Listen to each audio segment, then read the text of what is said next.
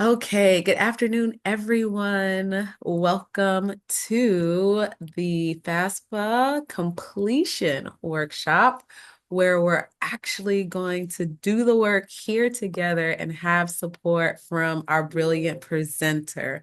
Andre Maglione is the State of New Jersey Higher Education Student Assistant Authority Associate Director of Student Financial Aid Services and a member of the executive staff. Andre has been instrumental in improving New Jersey visibility as a leader in access to higher education, as he's worked to educate and inform school counselors, community organizations, students, and their families, accessing grants, scholarships, and if necessary, student loans. And he's been doing that for the past 20 years. So prior to joining the New Jersey Higher Education Student Assistance Authority, Andre had been a financial aid professional at colleges, holding positions as Vice President of Financial Aid, Director of Financial Aid, Director of Student Services, as well as a former United States Department of Education auditor and trainer. Andre has more than 41 years of direct financial aid experience. So when I say you're in the best hands possible, that is in no way an exaggeration. So thank you so much, Andre, for coming with your mind and all of the knowledge in it. And I'll turn it over to you so you can get started. Well, thank you very much. Thank you. I know I probably wrote that. So, yeah, so 40, I'm going on 42 years, or I may have hit 42 years. But yes, in financially my entire adult life, just hit 60, started in 1982 when everything was in paper. There was no electronics, no computers, no sending FAFSAs via the online web, through the web. I'm so happy to join you guys, and I'm so happy that you guys have me here today to help you guys out, get through this process, because it could be very frustrating. I usually, when I do a financial aid night, I always say, like, 81% of the students, there was a survey done, like 81 or so percent of the students, felt obviously a college education is definitely the access route to a better life, better jobs, better careers. But of course, part of that survey was 80 some percent, or 81, 82% of parents find it very scary. Okay. So, and of course, very confusing as well. So I'm hoping today I can walk you guys through this. I'm gonna let you know I also put two kids through college. They're done. And to let you know that I'm actually sitting on Lafayette College campus today. So if your daughter, um, Jenny or DePonke, whoever, has looked at their colleges. Lafayette is a very nice campus. First time I've been here, so very, very nice. So I'm glad to be here. So I'm going to walk you through, though. First, for the parent who has a senior, being organized is the most important thing. Okay, knowing the schools that your child's interested in, 6, 12, whatever it may be, and I say interested in, maybe not even applying to, and you want to make sure that you know the different financial aid applications that are required for, accessing free money for that college. Need-based, non-need-based, a blend of need and merit-based aid. So you want to make sure either CSS profile, if that's an application, you got to know that deadline date for each one of the schools, as well as the FAFSA deadline. And as long as you know the earliest of all the deadlines of all the schools, you just want to be able to submit the CSS profile of the schools that require it, right? That this intense financial aid application that a lot of the private schools require. And then if not, if you don't have any, you're lucky. You just have the FAFSA, and you just have to know the earliest date required so that you can get your FAFSA in with all the schools listed, so you never have to go back there again, in the first time. Okay. I find a lot of parents are going back and forth. They add at one college, they submitted it, when had to now do a correction and add another college. You don't need to do that. Just get the whole list, as many as you can. It doesn't matter, and submit that application at one time with as many colleges as you can, just to see what the aid eligibility would be. So yeah, being organized, and I could talk to you about that offline. But today, for sure, we're focused on the FAFSA, and the FAFSA is, every college does require the FAFSA form, the free application for federal student aid. And you'll notice that everything we do in financial aid are they're acronyms. So yeah, so you hear FAFSA, FSA ID, Federal Student Aid Identification. So there's a lot of acronyms that you have to get used to. And I hope that I will be able to take out the acronym and use the actual word. But we'll get started with the free application for federal student aid. For this upcoming year, unless you live in Newark or Camden, the FAFSA will be ready for the 25-26 college year on December 1st. I am working with Camden and Newark, the public schools, to actually have it released early in a beta. Now, if you may have read in a newspaper, that FAFSA was a little tough last year. And I believe one of the parents, Jania, I believe, has a sophomore in college, she said, or junior. If you had to do the FAFSA last year, it was a lot different. So if you had a tough time, not that it was my fault, but it was the federal student aid programs that put that together, and really it created a very difficult time for a lot of families. I'm hoping that it didn't, but there were thousands and thousands just in New Jersey that really had a tough time. So I want to be able to walk you through this really easy. The first thing you'll need to do is create a federal student aid ID. Okay. And all that is a fancy word for a username and password. Now, what you'll need it for is the student for sure will need one. And you should never use the high school email address that the high school give the students, because what happens is when they graduate, that email address is now gone. So they need to create a Gmail, an iCloud, a Yahoo account, email address, so that they can use that for this purpose. And if they have a cell phone, which most kids do now, use that cell phone as well in the registration process, which I'll show you. So that is the username and password. What that does, it allows you, the student, to do their section, and hopefully just one parent needs their username and password. So if parents are married, file taxes jointly, only one parent would need a username and password. Now, if the parents are married and they filed taxes separately, each parent would need a username and password, or FSA ID, account created. Okay, so let's get moving through this. I'm going to hit, I think it'll click, and hopefully you guys will see this. You see the FAFSA form? I guess you do, right? Just switch. Good. This is the 24-25 FAFSA. So basically, this is where everything starts. And up the top right in red, you'll see create account or log in. So this is where the student or the parent will actually, or both, create that account. So they'll create their account. They'll go here next, click under create. Get started. As you'll see here, you create your account for both parent and student. You'll then go ahead and put in the student, say we'll do the student. We'll talk about the student first. Student's first name, middle initial, last name, as it appears on the Social Security card. Okay, very, very important.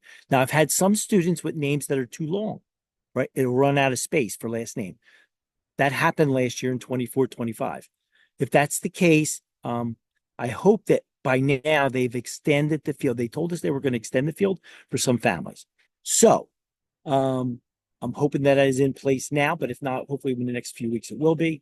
But it doesn't matter. If it stops and your name's halfway through and it stops, you could stop there. It should still work with no problem at all. The date of birth and the social security number, you'll see that in red in a box.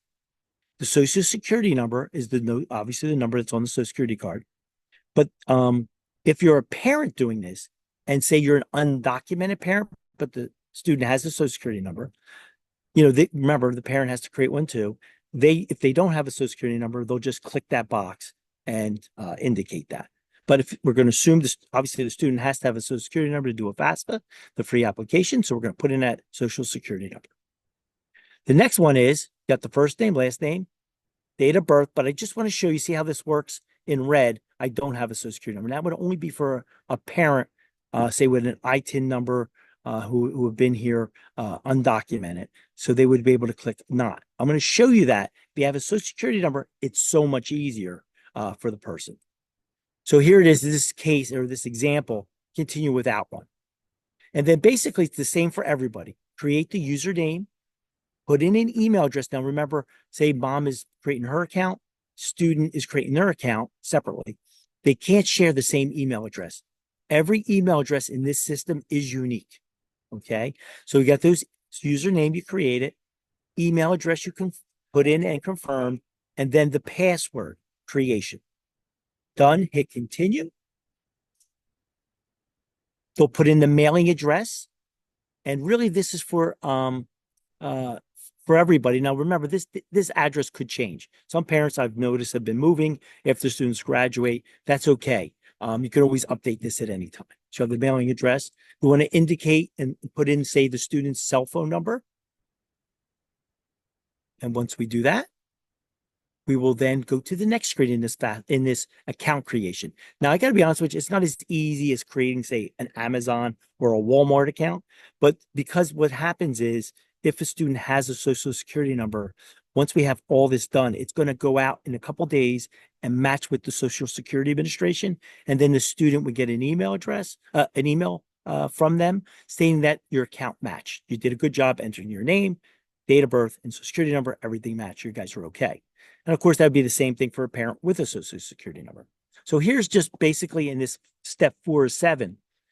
How do you want them to communicate with you? Via email, postal mail, optional communication. If you want to email or text message, you can do that. And right below what you can't see, it says language preference. They only have 2 right now, Spanish and English. So it defaults to English. If you need Spanish, just flip that over. Okay, good. And then you're also going to have 4 challenge questions. What was your favorite car? No, what was your first car? Maybe your first grade teacher. What was your high school's name? What was your high school's mascot? They'll have a list of defined questions, which you'll be able to choose up to 4, and then save those answers. They are essential. Remember, FAFSA, the free application for federal student aid, is required every year. And I have so many families that kind of forgot or lost where they put their username and password, and we have to go through a reset process. The challenge questions can make it very easy to get that done. Oh, I think I hit the wrong button. Give me a second. 1 second. I hit the wrong button. Let me just minimize this. Uh-huh. Okay. So now, once you get that done, you get your challenge question. You're going to confirm and verify. So here, all the information Andre, you we can't entered see your will be screen listed. yet. We can't see your screen. Oh, something happened. Hold on 1 second. No problem. I clicked in the wrong spot. Oh, here it is. No, wrong spot. Hold on 1 second. Share. Oh, stop share. Wait, hold on. I want to share here. Share. Share. I think we're there. Did you see it now? Yes, we can see create an account. Oh, great, great. So create an account, confirm and verify. So this is where you're confirming and verifying. And then here, you're going to see must verify your account. So they want to verify that email address. Very, very important. So we'll look at that next. And then once we do that, they're also going to give you an authenticator. If you scan it, you can do an authentication where you can copy the link for an authentication app to make it easier to log in. The students usually know how to do this. A little tougher for me. So here's also a backup code. So if they have a problem verifying you, they're going to want to know that backup code to supply other documentation from you. So this is really it. That account for people with social security numbers should be created. You're going to verify the email address, click on it, go to your email address, find the email they just sent you, click on it. That account's verified for email. So that means not only do you have a username to log in with, you also have an email address. And if you verify by getting a text message and entering in the 2-step verification with the 6-digit code, you'll also be able to log in with a cell phone number. So you have 3 ways to log in with a username. You'll have one single password that you created. So they do give you some options there. The screen I'm showing you now is for, say, maybe an undocumented parent. So a parent who didn't have a social security number, they have to go through a verification process where it's going to pull from the credit bureau a lot of information about them. And believe it or not, they have a lot of information. For example, if they had a utility bill, they had a previous cell phone from T-Mobile, whatever it may be, or Verizon, they'll have a lot of different information about them so they can authenticate their account. Okay, so I just want to show you that screen for those undocumented parents. That's all that would come up for is for those individuals. Really So quick again, question, Andre. So sorry. yeah, We have one yeah, question in the yeah, chat. I don't know if we're going to sure. address it now or later in the presentation. Hmm. The question is in regards to having a 529 plan included on the FAFSA. Jada, you can come off mute to clarify your question if I'm missing anything. Hello, can you hear me? Yes, Okay. I can. Good afternoon. So we Good have a afternoon. 529 college plans for our Yep, daughters. So we sure. wanted to find out like we've been hearing some conflicting suggestions concerning their accounts. Yep. Some said to don't apply it to the phosphor, not yet. Wait till they become sophomores or juniors. So just trying to get some insight about that college plan. Okay, so I'll give you a whole bunch about that. Um, so just to let you know, before I'm going to answer that in a second. What I'll do is this is done. This part of the FSAID creation is done. If you have any problems, they have a 1-800 number, and that's pretty much it. And then if they can't verify, you're going to ask for some of these other items to upload to them so they can validate your account. All Okay, right, that's Andre, it. really quick, there's a FSAID question in the chat. Oh yeah, go ahead. Yeah, let me take care of that. Yeah, then we'll go through the other one about Perfect. 529. So Okay, I'm an so expert. Dipanki created a FSA ID with her middle initial, but her social Yep. security card has her full middle name. Should she Oh, update that's okay. her FSA No, account to match the card with her account information? no, she's good. As long as it's just the first initial, it should be fine. You shouldn't have any issues. And I'm hoping when did she do it? How long ago? Dipanki, you Was it a can come off couple mute days? and share. Yes, I just created like 2 days ago. Oh, yeah, yeah. So tomorrow, probably, you'll get an email from the through FSA, the Social Security Administration, saying that your account has matched. And then once you match, you can log in and you'll be able to see right now. It's like if you logged in, it'll say it's still in the process. And then once you get the email, you'll be able to go and you'll see that it matched. And that means you're perfect. And that middle initial is fine. That'll work Okay, with no thank problem at you. all. You don't have to Thank you. update. You're welcome. All right, that's a good one. Okay, great. So going into the FAFSA form is the actual application, right? So the username and password is used to sign it for both student and hopefully just one parent. If they file taxes together, they filed separately, both parents will have to sign it. So basically, this FAFSA form is going to ask a lot of information, and I want to just point out that it is the student's FAFSA, not the parents. I know some parents think, oh, I'm worried about this is money, but it is truly the student's FAFSA. So basically, it's a lot of information about the student. It should take a student 20 minutes or so to complete their section, which I'll show you. And then the parents, it's going to ask information. Now, the rules have changed on the 529 plan, which I just want to point out. So the student is usually the beneficiary of the account. If the parents own the account, and I say parent or parents own the account, the parents will report the value of that account on the day that they complete the FAFSA. Okay, so it'll be an investment. So it'll be listed as an investment with any other investments that you may have. Okay, now if a grandparent owns an account for a beneficiary, which is the student, you do not report it until it's actually being used. Okay. So sometimes what will happen is it'll ask you, in the investments, list your 529 account, obviously. But again, you just only want to handle the one for this student that you are the owner of. And it will be on your side of the equation, not on the students, because it's going to ask for the students' investments. It is not the students' investments. It's a parent investment, and it should be on their side of the equation. The reason for that is why it should be on the parent side, as the owner of it, is because it's not. So let's just do an example. You in New Jersey, for example, if $25,000 you have in that account, we don't use the first $25,000 of investments if a student is dependent. If a student is dependent and the student puts 25,000 of the 529 plan on their investments, we're going to count $25,000 against them. We don't deduct it from a dependent student. So it should definitely go on the parent side if they own it. Again, grandparents or aunts or uncles that have them, they own it. beneficiary is the student going to college. You don't report it until it's actually dispersed. In a lot of cases, sometimes it's after it's dispersed, and you'll probably sometimes people forget about it, to be honest with you. They'll forget that that was dispersed 5,000 or whatever it may have been from a grandparent, and it just doesn't get included. Some of the colleges will give you an account ledger that may show that to remind you that you have it. But again, if a parent in most cases own the account, student beneficiary, please be sure it's on the parent's investment side. I hope that answered that question. um, So Thank you. let me so just echo that back to you, Andre, just yep, for yep, clarity, because I want to be able to drop this in the chat. And I think Jada was yep, going to come off mute to ask something. sure. So when it comes to the 529 plan, if the 529 plan owner is a non-parent, the distributions or disbursements are the only things that are reported when they're taken out. The money in the account is not reported otherwise. It's only reported when there's a distribution from the 529 account for a non-parent owned 529.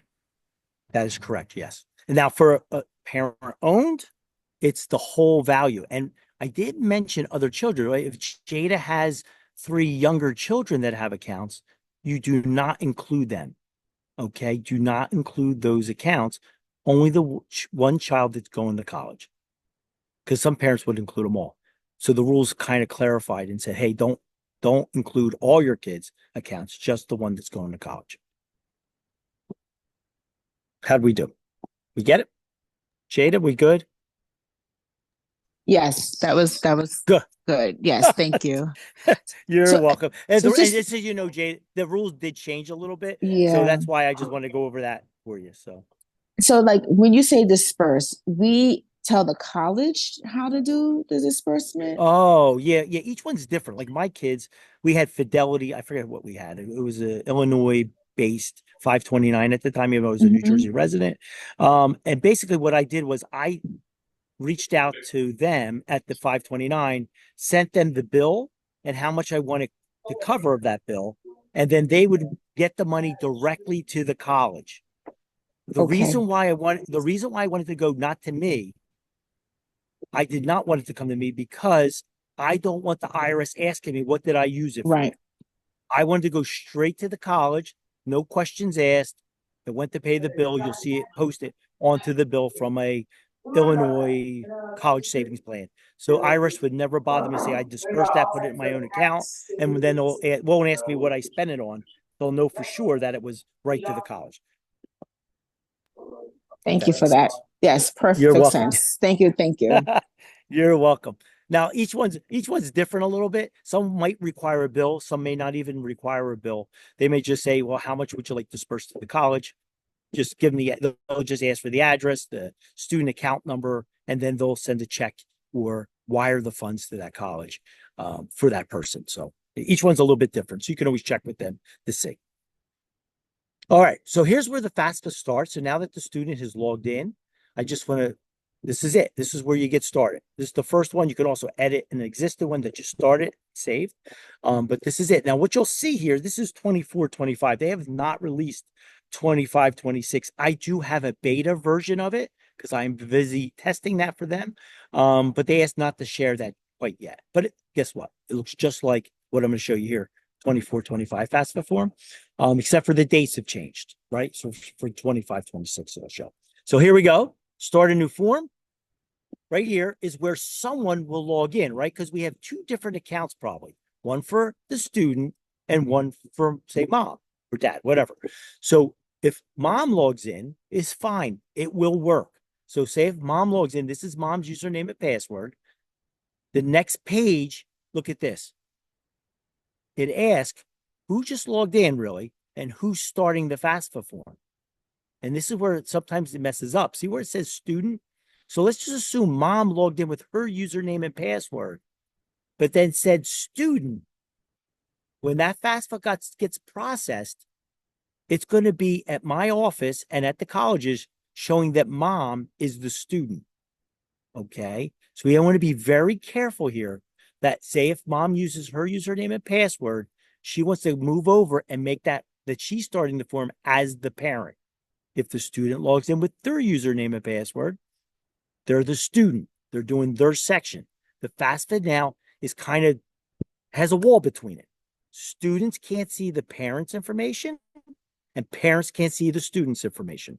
So that's why it's completely separate. So mom logs in, she's the parent for that student. You'll see what happens, in an invitation. So if we played along, if just as the screens go on, if mom clicked here, she logged in, she was the parent. The next page would be, who is the student? Because mom is going to invite the student to link the two together, right? Student's name, student's social security number, student's date of birth, student's email address, send invitation to the student. Okay. But here we're starting to get as a student or a parent. Okay. I forgot I had the screenshot put in here because of this, but you can do either one. All right. So whatever one you start with, you're going to see the same screens. So if you're the student, you're going to see the same screens if you say you're the parent. What is the FAFSA form? You can watch a video if you like, but it's really access to free federal and state financial aid and maybe some institutional money as well.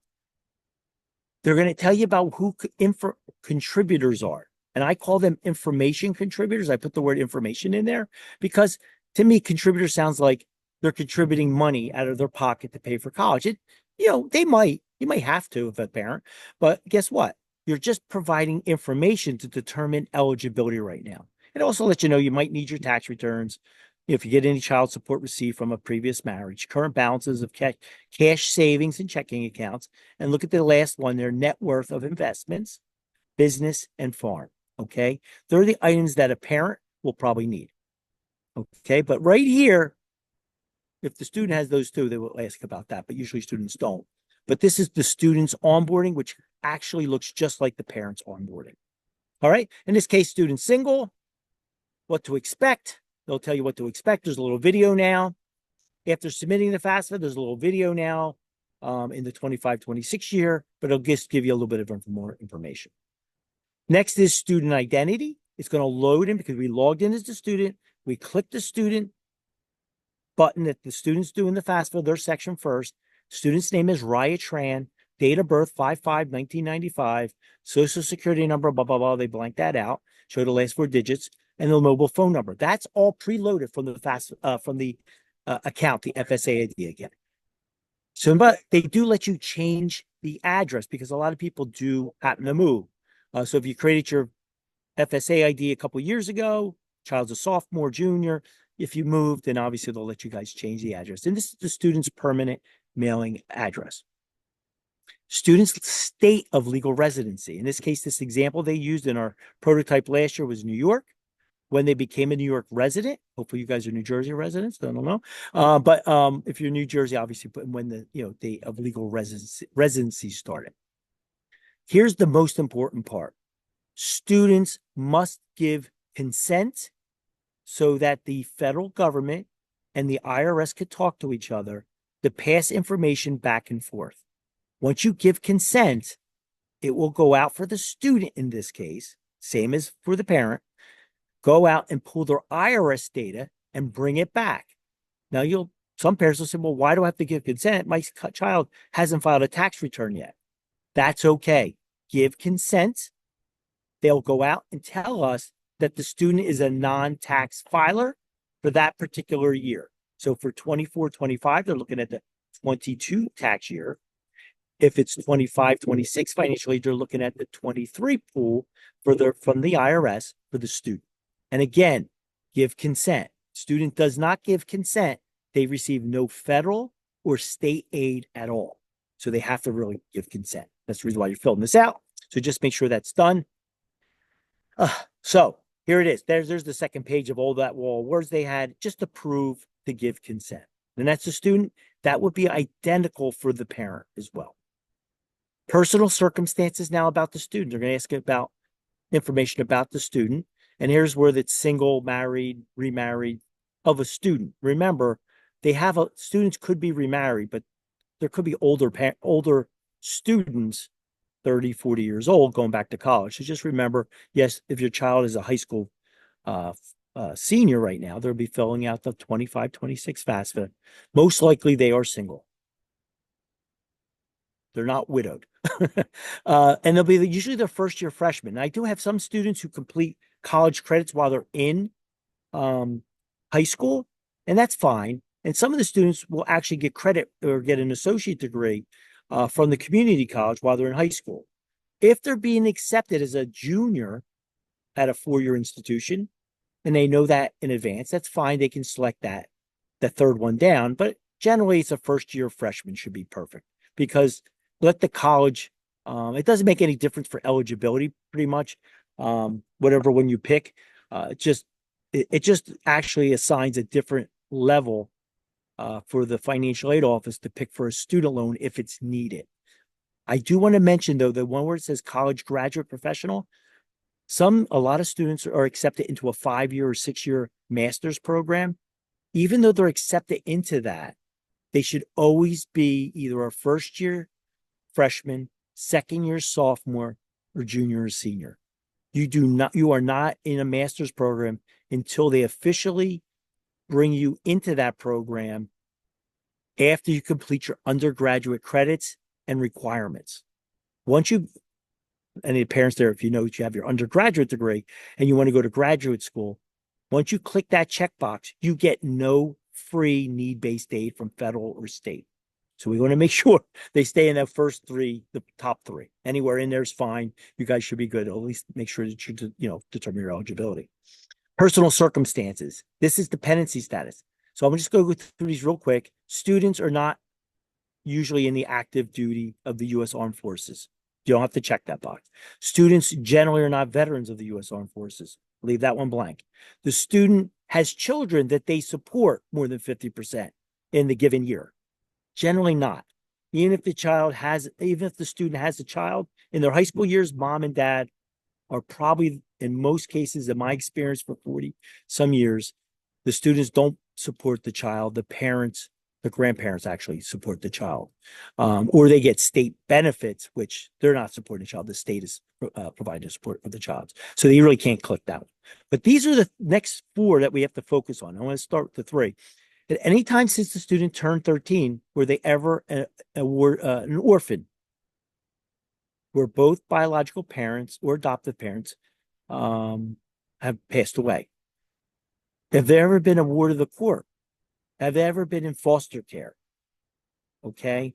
Yeah, if you have that, if that's correct, then you'll click one of those boxes.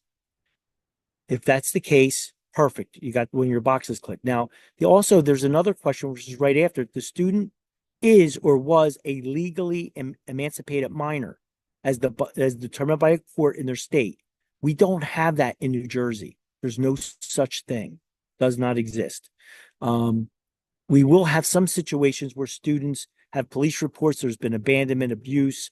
That's not where you would answer that. That would be the right click off. And then the one that we usually have a few of these, or a good percentage of, I'd say, the student is or was in a legal guardianship with someone other than the parent or step parent, as determined by a court in New Jersey. Okay, so if that's the case, say the students have been granted legal kinship guardianship with a grandparent, where a parent has no say in any decision making, then they would click that. If they click any of these boxes, the student would be independent and would not require any parental information. But again, most of my cases that I look at for the thousands and thousands of FAFSAs I've gone through with students, it's usually none of these apply. We may have a few where they're in a guardianship, but we'd have to look at that type of legal kinship guardianship to see if mom or dad still have a say in, their daily lives in their high school. They still see them, but they live with grandma. Okay. Generally none of the above. And if they have none of the above, they're using their parents' information. Other circumstances, ever been homeless, self-supporting, the risk of being homeless, yes or no? Unusual circumstance. This is where, they left home due to an abusive or threatening environment, been granted refugee or asylee status, separated from the parents, displaced in a foreign country, been a victim of human trafficking, been incarcerated with the parents, or parents have been incarcerated, been otherwise unable to locate their parents. Yes or no? If you choose yes, the student would be independent, but just for this purpose, the college would have to collect documentation of any of those items there to make sure that the student can really answer yes there. Otherwise, no. And also, some students, for some reason, don't want free money. And if they only want a direct unsubsidized only, and their parents don't want to give any information, then they can say no or yes. If they want yes, they'll only get an unsubsidized loan that their parents will not provide any information and they're otherwise dependent. Then they would only get an unsubsidized loan. They won't be considered for need-based aid. Tell us about the parents. Are your parents married to each other? Yes or no? So this is a wizard. The wizard will change. I have been reviewing the new wizard for the 25-26 year and giving my input. It will ask the parents' names now to help a little bit more on the process of determining who the parent is. So basically, parent is your legal, biological, or adoptive parent or step parent. It cannot be the grandparent, the aunt, if they have guardianship. They would not report their information. It's legal, biological, or adoptive step parent who supported you financially. So what I ask them, are your parents married to each other? Yes or no. Could be a divorced family. And then if so, if the parents are married to each other, it's going to ask for the parent information because what's going to happen, because remember, the student started the FAFSA. This would look differently if the parent started the FAFSA. The parent would invite the student or link the FAFSA to them. So this is where, say, the student here, Raya, is having her parent list it. They're going to need to know the first name, last name, date of birth, and social security number. If they don't have a social security number, they click their parents don't have one, and they'll put in the address.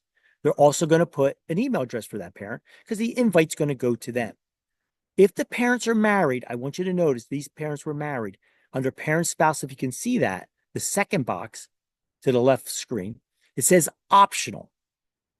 Please do not, if your parents are married, you're going to list the one parent that has the username and password, and do not list the second parent, the optional parent. It does say optional. Do not list them there. The parent actually, when they do their section at the very end, they'll list their spouse, and that makes it work a lot better. Just so you know, I have a lot of insider information here. If it says optional, please do not list that other parent yet. You'll get that option later, parents, to list that. So the student's going to list this in, hopefully just the one parent. They'll, at the very bottom, you'll see invite parent. An email will go to that parent. But I want to point out the continue button. So once the invite goes, there's still a continue button at the very bottom. The students must not stop there. They must continue and finish up. So here we go. So there we go. They hit continue. Thank goodness. A lot of students stop there and wait for the parents to come in and do their section. We don't want that. We want the student to complete their FAFSA, e-sign it, and be done with it. So here's the demographics for students. They're going to answer some of these questions. Male, female, non-binary, prefer not to answer. Is the student transgender? Yes or no, prefer not to answer. So they're going to ask the student all these questions. These are new for 24-25, and they'll be there for 25-26. Some more on race and ethnicity. What is the student's race? White, African American, Black, Asian, American Indian. Write down or prefer not to answer. Okay, so you'll have those options. These answers are not sent to the state of New Jersey because we get this data. These answers are not sent to the colleges. There's just statistical purposes for the U.S. Department of Education, so they have it. Continue. Is the student a U.S. citizen or national, eligible non-citizen, or neither of the two? Generally, they're one of the two above, usually U.S. citizen or eligible non-citizen. Parent, they want to ask about the parent. Did the parents attend college? Yes or no, or I don't know. So they just want to know. If a parent was killed in the line of duty as a public safety officer, if it's a yes, they automatically get a maximum federal Pell Grant of $7,395. But generally, most of the time, most of the parents I've worked with have been no. And then, of course, they want to know the student's high school completion status at the end of the year. So remember, a lot of students, if they're seniors now, yes, when they do the FAFSA, they're not going to be a graduate. They're going to make pretend they're going to get there, and they are going to graduate. So they're going to have their high school diploma. And then it's going to ask what high school they went to. They're going to list in the high school because that's very important. and it won't let them go without it. So they'll just confirm that's right, that's your school. And then they're asked about the student's finances. If the student got any grants, scholarships, or AmeriCorps benefits, report it to the IRS. Optional. Generally, it's zero because they're brand new students. The students did not earn foreign income, earned income exclusions. Usually that's a zero. Just make sure you put a zero in. Here's where students may have some money in the bank. Maybe they had a graduation party, or they're gonna have a graduation party, or they had some other parties. They've been saving money. Maybe they have $1,000 in the bank, whatever it may be. Current net worth of business or investments. Generally, students have zero. Do they own some Bitcoin? I don't know, but that would be an investment. I don't know how good of an investment, but that would be an investment. If they own any stock that is non-retirement based. So if it's set up as a 401k or a Roth IRA, you do not report those. So, but here's the other one. If the students have any net investments or real estate that they own, generally that's a zero. And then here's the big one. List all your colleges, all the colleges that the students are interested in applying to. I didn't say apply to, I said interested in applying to. Because sometimes you'll find that, okay, we'll use Rutgers as an example, or maybe Penn State, since they're big, that they're thinking about applying, but, they haven't applied yet. They applied to 3 other schools and they're waiting. I would add every possible school because you don't want to keep on going in and out of this. Just add them all. It doesn't matter. If they decide not to apply, yes, it will get sent to Rutgers or Penn State, but they will do nothing with it because they never accepted the student. Okay. So yes, so you list as many as you can. It just makes your job a lot easier, the student and the parents don't have to go in and add colleges. So look, you can do up to 20. So just so you know, they can apply or get this out to 20 different colleges in one time. Guess what? They get to look and see what they answered before they signed. So they're going to show this screen, personal identifiers, personal circumstances, demographics, financial, colleges. Next page. Oh, they also show you the contributors. In this case, it's an example, but generally you just send one to one parent if they file jointly. One parent you send the invite to. The other one is usually optional. Please do not do it if you file jointly. If your parents filed separately, then you would see 2. But then you'll go to continue. So they got to see it. And now here it is. This is where they sign and complete their part. So go all the way down to the bottom, sign, click there. This is I, Raya Tran, agree to the terms that I answered everything to the best of my ability. Hit submit. They're done. This is the page they get next, showing that they've completed it. And they do show that the invite was sent. In this particular case, it looks like there's 2 parents, maybe filed separately, their taxes. And both of them need to come in and do their part of the FAFSA. What happens next down below? You'll see something here. Some of the questions, you'll check your email in 3 days or so. It should get processed. This year, for sure, if the FAFSA opens up when it's supposed to on December the 1st, which it should, then if you did your FAFSA for your child on December the 1st, when it opened up, by December the 3rd, you should get an email saying that your FAFSA has been processed. You should also get one immediately saying that it was received, that you did submit it. And then you'll also get at the 3rd day after they process a FAFSA submission summary, which then would show you what you're eligible to receive. So I just want to point out, remember, Raya invited her parent, 1 parent or 2 parents. So I just want to explain. This is the actual parent email. So once they invite them, this is what it looks like. Contributor with the first name, Raya's parents, the 1 parent. The student, Raya, and the last name, can't be eligible for federal student aid without your input. Help them complete the free application for federal student aid, FAFSA form. So then here they'll log in. They'll log in with their username and password as the parent. They'll go ahead and say they accept the invitation. They'll see there's obviously when they accept that invitation, they'll accept the actual invitation online after they log in, because they'll see it sitting right there. And then here's their login. Here's where it says here, you've been requested to be a contributor of information. Don't say information, but I add it on the FAFSA for Raya Tran. Here's where you'll get started. Okay. So again, this is it. Now, remember, if a parent has just came out of college, they'll also see information about their lives in college. So if a parent has student loans, all their student loan information is there. If a parent has a case with borrower defense, like a college close or a parent or an application that they need to sign, that'll be listed for that parent. So everything will be there for any federal student aid. But here, the parent should get started and not decline the invitation. And I just want to point out a few screens, parent contributors, the FAFSA form that gives you some information, what kind of information will be expected, generally the same exact information you saw for the student. You'll see the exact same videos. What is the FAFSA form? Contributors, what are contributors? They did insert, like I told you, a video now, because I got to see the 25, 26. What to expect, another video, but also this is what to expect and how long. And it says it should take 1 hour, but I gotta be honest, for parents who file taxes, I've seen parents complete this within some 7 minutes exactly, but usually around 10 to 12 minutes. After submitting the FAFSA, they'll tell you what happens, start the form, and they will load the parent's identity information from their account. The parent will be able to update their address, just like the student. The parent will have to give consent to pull the IRS data.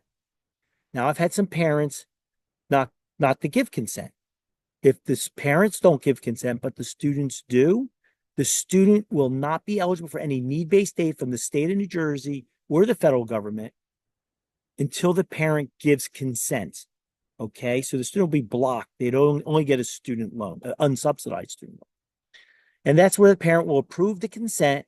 And as soon as they do it now, they'll even see a message, which I saw in the beta test, where it'll take about 3, maybe 5 seconds. A message will come up on the screen saying, we've just pulled your IRS data and loaded it to your application.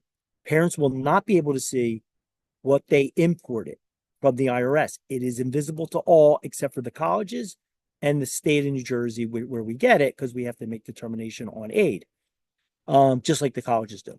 So we'll get to see it. You guys will not be able to see. But if you look at your 23 tax return and you look at line 11 for adjusted gross income, that would be the number they brought over.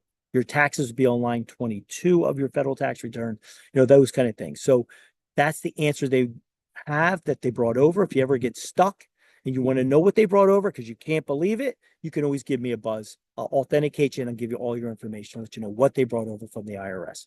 So again, this is demographics about you, the parent. Married, not separated, but look at all the options you have. Mom could be single, dad could be single, unmarried and both parents living. This happens quite often nowadays. Unmarried and both legal parents living together.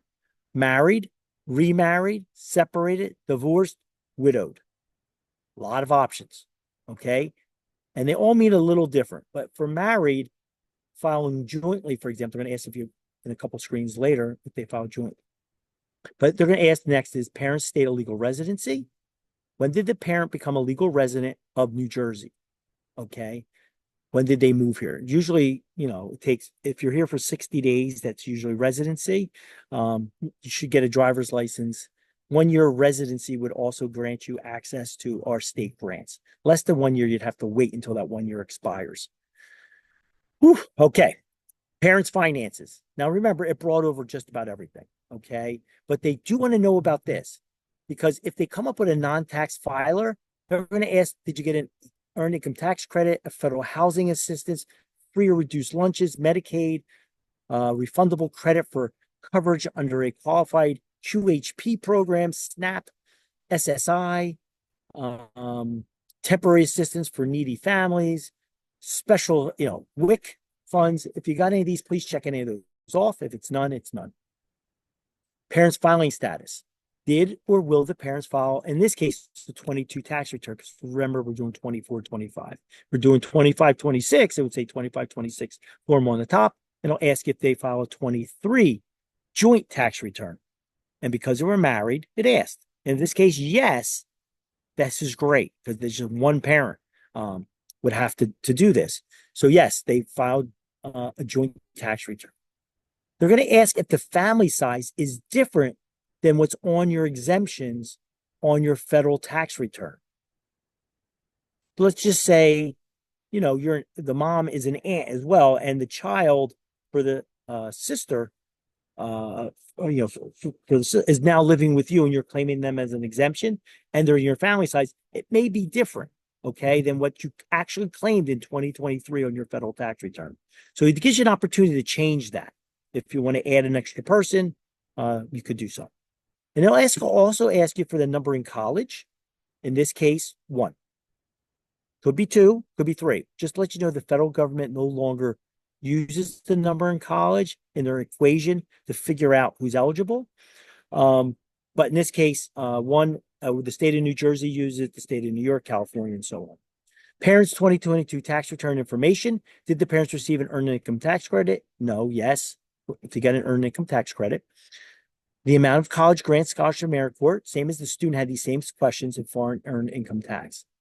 Annual child report received. They do ask that if you get child support from a previous marriage. Your assets, business and farm investments, and then current net worth of business and investment and farm, current net worth of any real estate. So this is where, if you look at, there are going to be little eyes here. If you click on these little eyes in the 25-26 year, the new FAFSA coming out, it's like help screen information. It'll show you that if you have a 529, that this is where you would list that information, okay, in your investments. And remember, you do not want to list your primary residence. You do not want to include any retirement funds. And they have to be true in retirement funds. I had parents saying, well, they own a second home and they want to use that. They want to use it as the retirement. That is not set up as a retirement, true retirement property. That's an investment property that they're eventually going to sell to help with the retirement.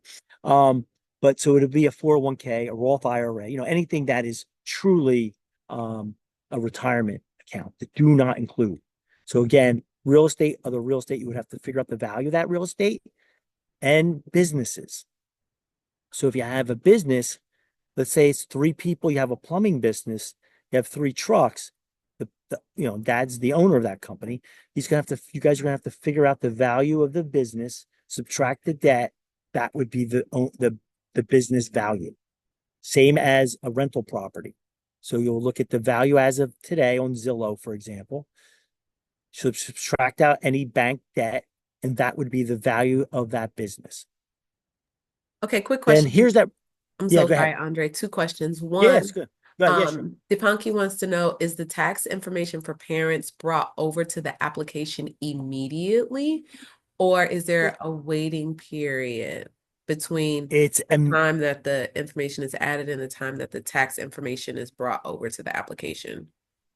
It's immediate. And this year coming up, you actually should see a message. Once you give consent, you should see a message pop up, which you didn't have last year, showing that, which could take 3 to 5 seconds, where that tax information magically, it gives you a message saying your IRS tax information has been successfully brought over. So you can see that this family did not have to enter any tax information. That's why parents can get this done in 7 minutes or so, because as you can see, it's pretty easy. The hardest part is this last page that I'm showing you here is listing the other parent, just knowing all their information. So yeah, it is done magically. In the past, 23, 24, 22, 23 year, a parent would have to use their username and password. They'd have to agree to go to the IRS's website. They'd have to put in the address exactly how it appears on the IRS tax form. And if that worked, it'll allow them to go into their tax information and bring it over. Now it's just magical. It's just once you give consent, IRS is supplying that data in almost real time. Remember, you have the federal U.S. Department of Education, you have the federal IRS. Smokestacks are talking to each other now, so they're bringing that over automatically. Okay, great. Now, if you're and if the parent's a non-tax filer, maybe they get Social Security disability. Well, and they don't file taxes. We'll get the message that the tax on the output we get from the FAFSA, it'll say the student's a non-tax filer and the parent's a non-tax filer. Okay, so we're going to get all that information and a lot more, especially if they file taxes. So, for example, Schedule C, Schedule B, it's going to have little check boxes that you completed those schedules on your taxes, if you did. So if you have a business, if you have real estate investments, it'll actually flag us to let us know at the colleges and the state that these are the schedules that you completed. So we would be on the lookout for investments, properties, and stuff like that. Okay, Andre, and then one more question. So Yep. on the page where we were specifying, retirement accounts, assets, things of that nature, um, is there a separate place where the 529 information is added to the FAFSA? No. Yeah. So it'll in the instructions, that little I for information, it'll tell you, please do not include any your primary residence or any retirement benefits. Do not include. But it will then say on this is what you do include: stocks, bonds, um, cryptocurrency. I think it says now. It also says 529 college savings plans, and other investments, that are not those other items. So it'll give you those instructions. You'll type that in. You'll just lump them all together. And like I said earlier, if they joined, like the state of New Jersey, when we receive the FAFSA data, and let's just say the parent put down they have $30,000 of investments, we would actually, in our system, subtract 25,000 from the investments to say they only have 5,000 worth of investments. We don't let the first 25,000 hurt them. So again, if they had 25,000 they put on that investment line, when it came over, it would be treated as zero. That makes sense? Is that okay? Yupanqui? Yes. Just one question, if Yeah. that's okay. So, no, that was very, very, very good information. So for the bank account, it said savings account, bank account information. Is that as of that day? As of Whatever the that day. balance is of that day, right? That is Okay. correct. You're right. Yes. As of the date that you complete the FAFSA. Okay. And it's savings, checking all together in one amount, correct? Yes, it's all in one line. Yep, and just Okay. add it all up. Yep, and just drop it in. Correct. Now listen, if you're going to pay your mortgage the next day, maybe I would subtract my mortgage from that. If Yeah, you're going to make that that payment. is again, I think Little common sense. right. Those are the small thing. And just one more question. So when is the deadline to complete or submit the application? Well, it'll go live on December the 1st. Right. You will if each school will be different. For Mhm. example, if they're early decisions, if anybody's doing early decision or early action, they may have different dates than regular admission for that one school. So, for example, NYU, Drexel, Seton Hall, Monmouth University, College of New Jersey, Rowan University, they'll all have different dates. And that's why it's Right. important for a parent on a spreadsheet to list all the potential schools, find out the prospective student financial aid deadline dates and applications required, and just write down those dates or type them in an Excel spreadsheet, sort them by date, get the earliest date and make sure that you submit your application for all those schools before the earliest of the dates. That's how I did it. I have a spreadsheet that I use for my kids. I'll be glad to share it with Angela. She can share it with the gang, or we Yeah. can do this some other time where you can just kind of get work. It's an organizational thing. It takes the frustration out because you'll know Yeah. the No, dates and I have one. yeah. So no, thank you so much. I You're really welcome. appreciate it. Yeah. You're welcome. Now this is that one page. Remember I said there was the other parents. So say the parents were married. It said optional. You want to list the other optional parent. You didn't want. I told you don't do that. This is where you'll put the other parent. Okay. The FAFSA was broken really bad last year. All right. They still have a lot of issues still that have not been resolved. So I always tell parents that are married to file taxes jointly. When you see the optional, just choose the parent that has the username and password. This is where you'll list the other parent, name, first name, last name, date of birth, social security number, if they have one, and email address. Hit continue, and you're done. They're going to show you all your answers. It won't show you your income. It doesn't show you anymore. And then you would continue to this sign and complete. And down here, Alishina, she clicks the thing and hits sign and submit. Once it's done, the whole FAFSA now is in a in review status. That means it's submitted and it's out to get processed. It should take 3 days to get processed. Now, I know I have a mom here that filled out a FAFSA last year. The FAFSA didn't open until January last year. So if mom did it on January the 2nd, it did not get processed until April sometime. The federal government was very delayed last year. But this year, it will be much different. When you do it December the 1st or December 2nd or December 3rd, whatever date, 3 days later, you should get the email saying it's been fully processed and the student can now see their student FAFSA submission summary.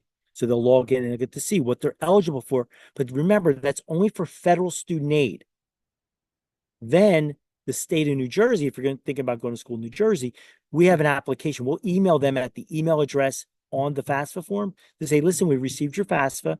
Come to NJFAMS to this link, create a username and password for the state of New Jersey's website for your college aid, and we'll show them, let's say they listed all 20 colleges and they all happen to be New Jersey colleges. We'll show them probably 20 different awards for each one of those colleges.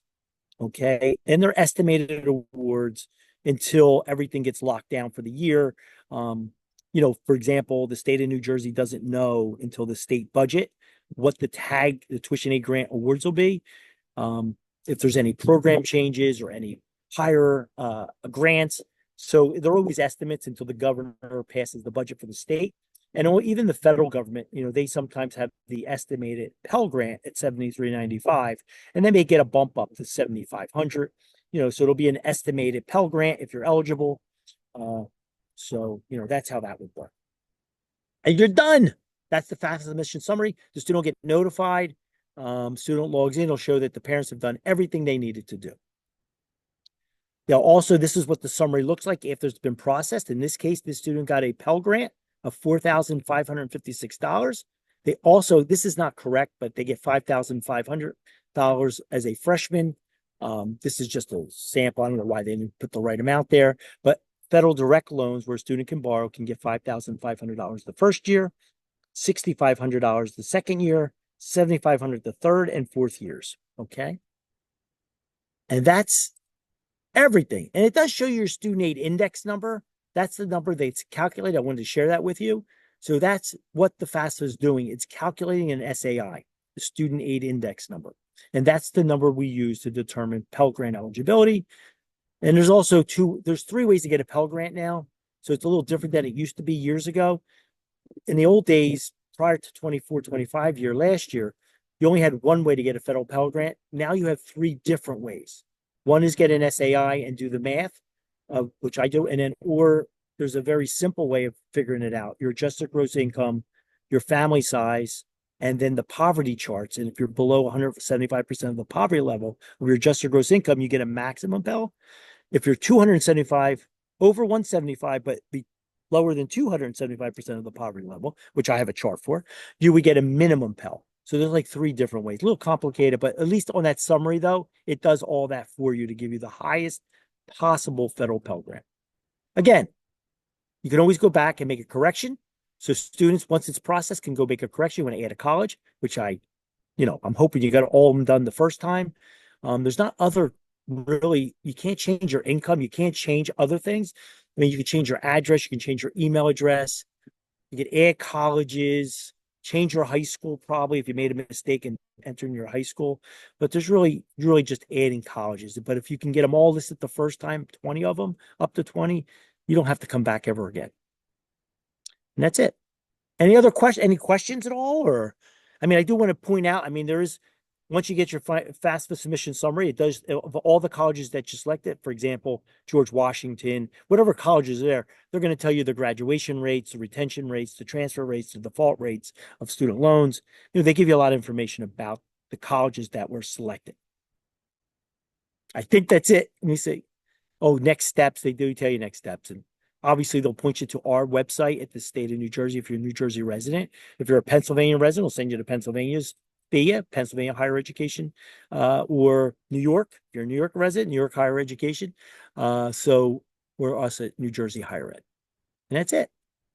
Okay. But, we have a question in the chat. Yeah. Thank you so much. Go ahead. Andre. You're welcome. for all of this beautiful information. Deepanki, Yeah. do you want to come off mute and share more about your question? Sure. So you said once FAFSA application is completed, we'll get an email from State of New Jersey, right, to Yes. create an account, and that email goes to parents' account or students. Okay, remember now, I'm not a big fan of FERPA, right? FERPA is where it's students going to college or an adult. Students have to sign an access or allow the parents to have access, but everything goes to the student's email address. So I'm going to give you an example. This is what I did for my two children. They're both graduates. They're both living on their own now. They've graduated years ago. On their FAFSA, it's my email address. When I created their account, I used one of my other accounts. I have a couple different email accounts.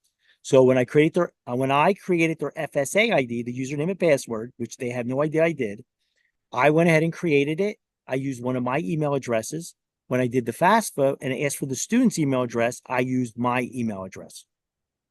Okay. Because when the state of New Jersey sends the email to the student's email, I don't know about you guys, but my kids don't share their emails that much, or they don't look in the emails and they don't think it's that important. So I made sure that I got those emails in my own special college email, box, for them. Because if something was required, I wanted to make sure I knew about it right away. I submitted it early because if you submit your stuff early that you owe information, then you're processed real early and they know exactly what you're getting. If you wait, like if I tell you, we process 350,000 students in college. We do the stuff. There's so many students that do not check the email. When mom finds out, it's too late. So I would urge parents. Not all kids are. My daughter was better than my son. Okay, just so you guys know, but not much better. But she was better. So she would at least check the email and then forward it over to me for college stuff, college information. But her FAFSA stuff, I always knew about. I knew about her financial aid. I was able to log into her account to see what we owed. At my daughter went to NYU. My son went to George Washington. So I knew everything that was going on because I was responsible for making those payments, not the kid. So I would urge you, if you have to deal with the FERPA rules where you can't share information, let's make sure the students give you access, at least to the student accounts, and make sure that you're getting all the emails because we're going to email only the student and tell them come to NJ FAMS and create your account to see what you're eligible for New Jersey State Grant Aid. Good?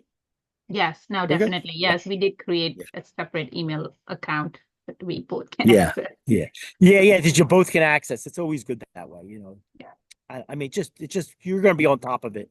Usually, you're here today. I know that you're going to be on top of it. You know what I mean? Yeah. There's some students that are responsible for everything. The parents don't get involved. They hand over their social security number, create my account, go in and do my part of the application, and do your own part. And I don't want to hear nothing about it. And that student will probably stay on top of everything.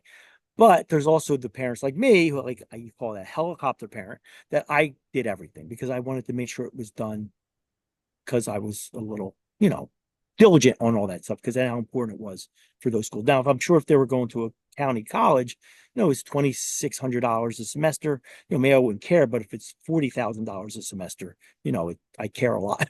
I care a lot.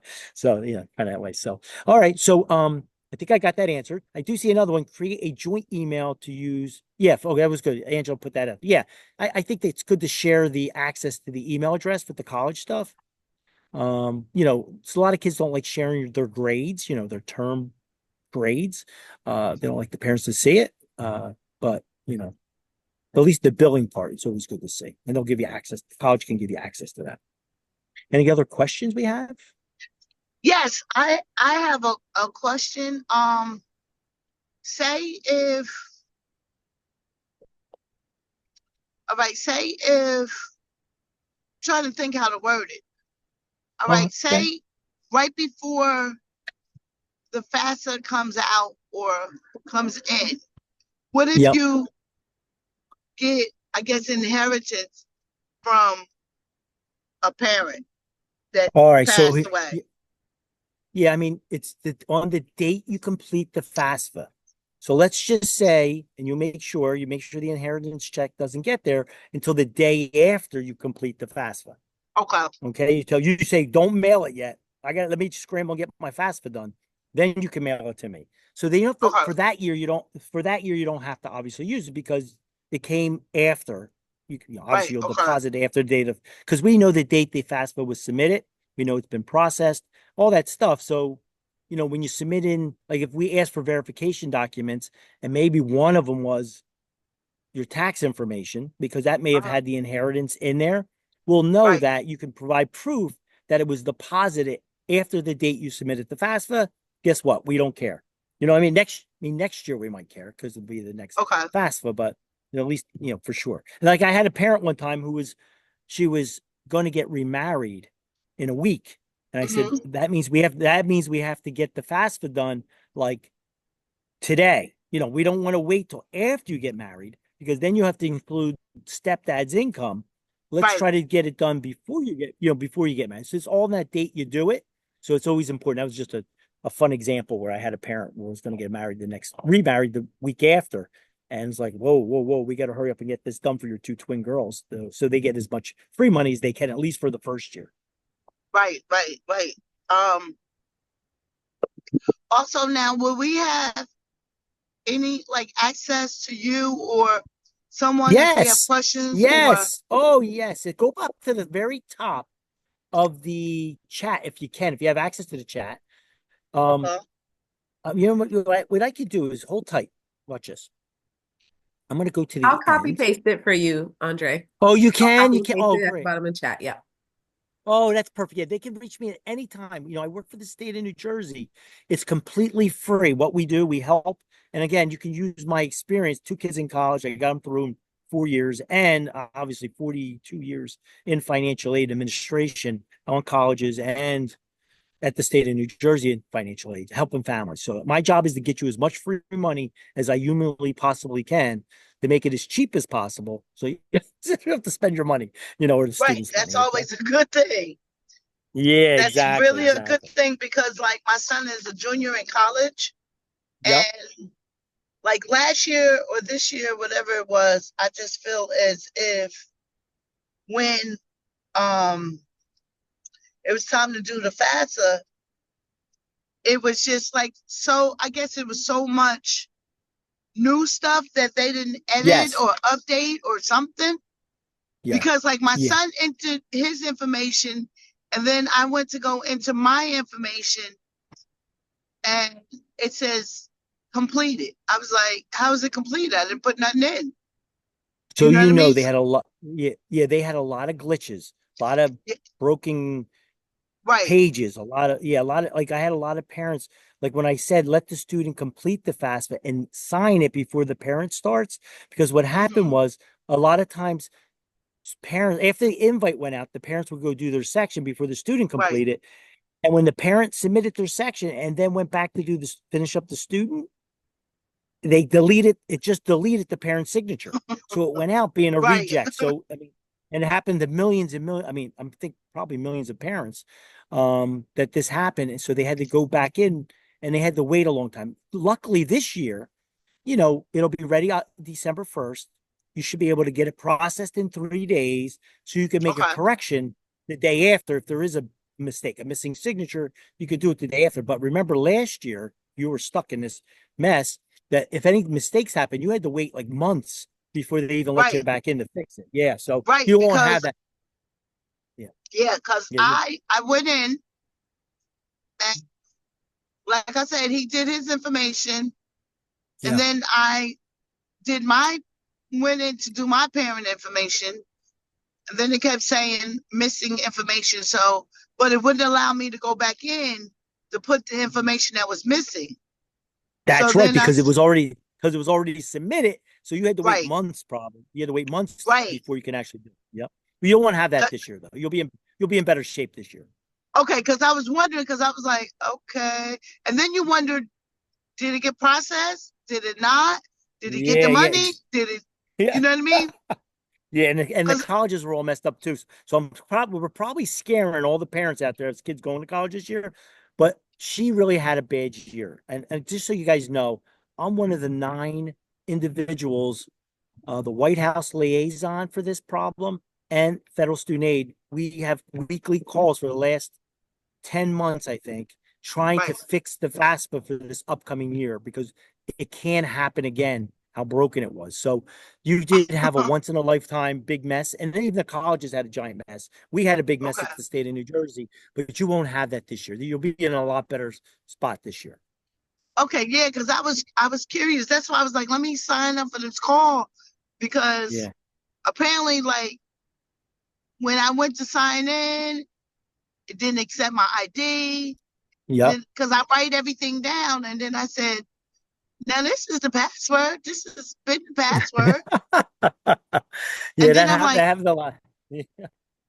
I was like, did they tell me to change it? And I forgot, you Yeah. know? Well, listen, yeah, no, absolutely. So I have a lot of parents like that. So year to year, they call me every single year, Andre, I can't remember. I don't want to do my username and password. Then I help them reset their password. So you keep my number, you get stuck again. You only have a couple years left, but there's some freshman parents getting ready to start. You guys keep my phone number and email address. I'll be there to help you guys through federal, state, I mean, institutional aid. If you need to find out information about private scholarships, I can give you a couple things I could, get you and whatever you need, you let me know that you think that you need. And if it has to do with financial aid or college, I can help you guys out.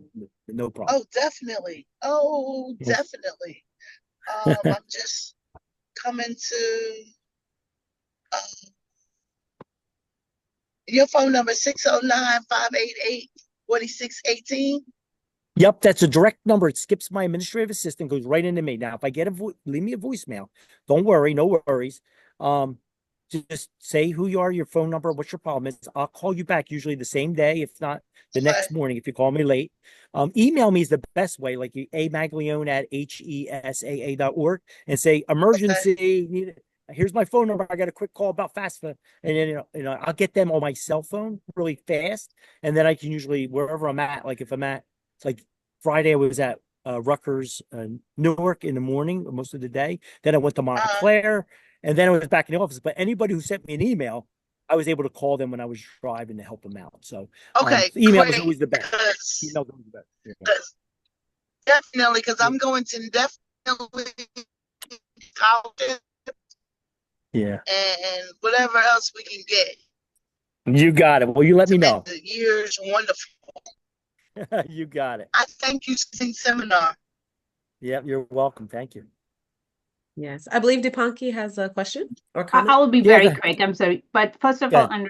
This is really, really good information. Thank you again. First year doing this, it will be really, really helpful for me at least to, when we are completing the Yep. application. And again, I didn't go to school here, so it's like a lot of things is Yep. foreign to me. So this is Sure. really, really helpful. Just one very quick question is, we are seeing some kind of changes would happen with my husband's job end of the year. Oh, And I think end of the year he might not have a job, or there are some personal things happening with his health and stuff. So in that kind of situation, is there anything we can do? yes. Yeah.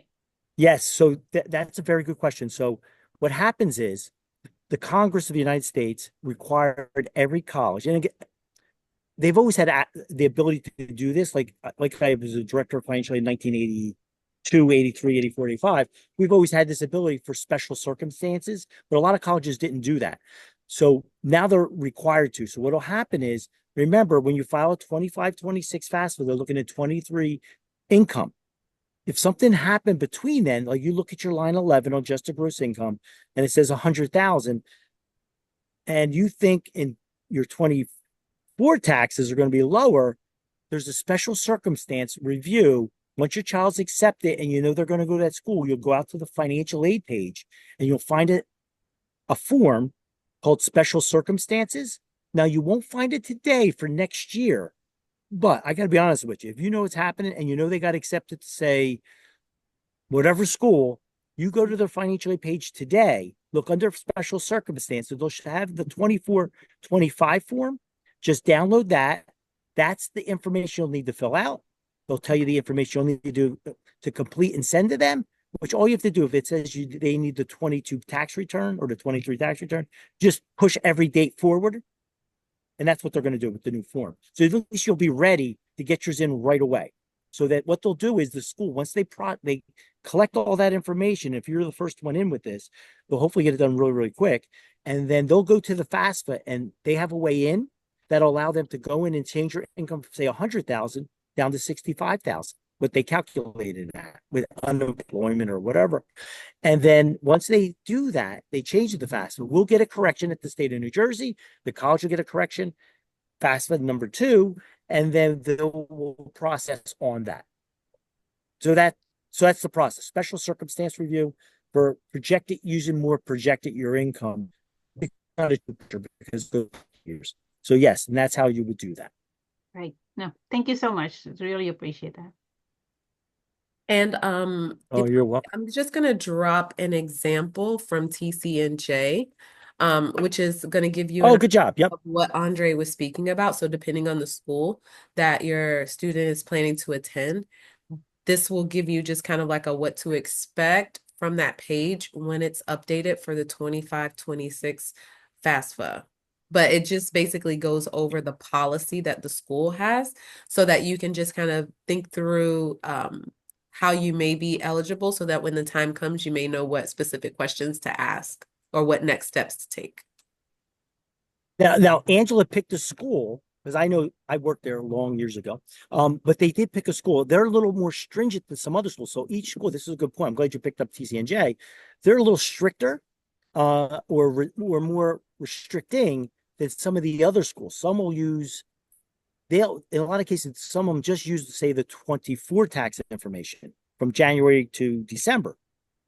Some schools will go and say, okay, we're going to use from which is more beneficial to you, maybe from July 24 to what will be June 30th, 2025. So each school will be a little different. TCNJ, when they first launched theirs, they were a little tough. Will Kassane is the executive director of financial aid, a good friend of mine. He was a little tougher than some of the other schools. Like they only looked at one last year. It just made it easier for them. Some schools will look at that, or they'll even look at broken parts of the year to make it a little bit better. So they have their own flexibility. But that's a great place to start to see how special circumstances work. Thank you for that, Great. Angela. Really appreciate that. It's really good information. Thank you. Yes, you're welcome. You're welcome. And just to let you guys know too, if you're running a problem, if you're attending colleges in New Jersey, just so you know, I train all the directors, the associate directors, the assistant directors, the staff. I do all their new all their new staff that they hire. I'm really good friends with every financial aid person in the state of New Jersey. So if you have any problems with financial aid, I mean, listen, Rutgers is tough. Okay. Even for me, it's tough to get to them. But if you need help, and they're not getting back to you, please let me know. Like I said, I have everyone's personal cell phone numbers. Like we've been friends for many, many years, a lot of the directors and associate directors. Most of them have worked for me in the past. So, Yeah. That's really nice. Thank you. We are looking at the Rutgers, TCNJ, Ramapo. Ramapo is kind of, and with some of the state college, couple private, and where she gets. So. Well, I'm very good friends with Sean over at Ramapo. We met Sean. Sean O'Neill is a very nice guy. Yeah, him and I just talked the other day. No, he's a great guy. We've known each other for years. So, like I said, if you have any problems, your concerns, whatever it may be, and they're not getting back to you, let me know. And friendly way, I reach out to them and say, listen, we need help. I got a parent that really needs your help, and then they'll jump on it for me. They owe me. They all owe me. No.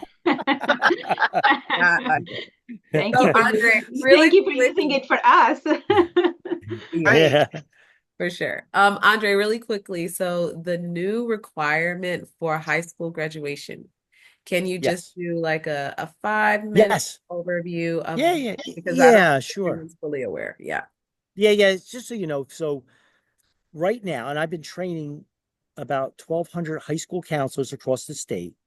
I haven't got to them all yet. I have a few more events coming up, but we're going through this now. There's a new law that the governor signed that the students who are graduating this June 2025, June 2026, and I think June 2027, they have to file a FAFSA or a New Jersey alternative application if they're undocumented to graduate college. To graduate high school.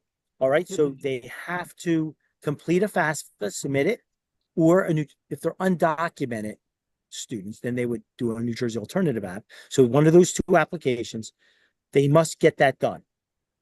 The other option is a waiver. Let's say you make $1 million a year. You're going to pay cash for your kid anyway. You don't want to go through the aggravation to do it at FAFSA. They do have a waiver. The reason why we have it in the state is there's so many families who don't complete it because it's frustrating, it's tough, it's difficult, it's confusing. And if they would have done it and did everything they needed to do with it, if they gave you 3,000 a year times 4 each year, that's a lot of money. And a lot of students, there's millions of dollars, just New Jersey residents, that kids go to college and they don't complete the application. So they're forcing them now before graduation to get that in or do a waiver. But, they're going to colleges, the high schools are working on it. They're working on it with the counselors to get as many done as possible. We actually communicate with them because we receive every New Jersey resident's FAFSA. So we have a way, and New Jersey Alternative App. So we have a way of, taking the burden off the high school and the family to provide proof that you did it. We give them a report that they pull from us, from our system, from our New Jersey financial aid management system, to tell them of their graduating class who completed and who still needs to complete an application. So yeah, so that's the new requirement. It's around for a couple of years. We'll see what happens with it. There's about 10 other states that do it. I don't know if New Jersey really needs it, but because we've always been in the top 1, 2, 3 of the 50 states that have the most FAFSAs completed for high school seniors. Now we're number 10, but being number 10 is not so bad because the other 9 in front of us all require the FAFSA be completed. So we're technically number 1 of all the ones that don't require it. But this year coming up, we will require that. So I hope that answered the question. So, Angela, good question. Yes, thank you so much for being so amazing, Andre. We appreciate you giving us all of your knowledge and wisdom, and of course, just being so supportive and so helpful No to worries. Christchurch families and families across New Jersey. So thank you Yeah. so much, Andre. Also Thanks, guys. for Dipanki and Janae, we have a small group that will literally help to support you with other questions that you have, any challenges, any obstacles. It is a parent small groups. So really supporting you in the transition from high school to life after high school. So you're encouraged to join that. I'm going to drop it in the chat. Also, please do share your feedback about this particular workshop so that we can make sure that we are providing you all with the best information and supporting you well on your journey. So any final thoughts or questions from you, Dipanki or Janae?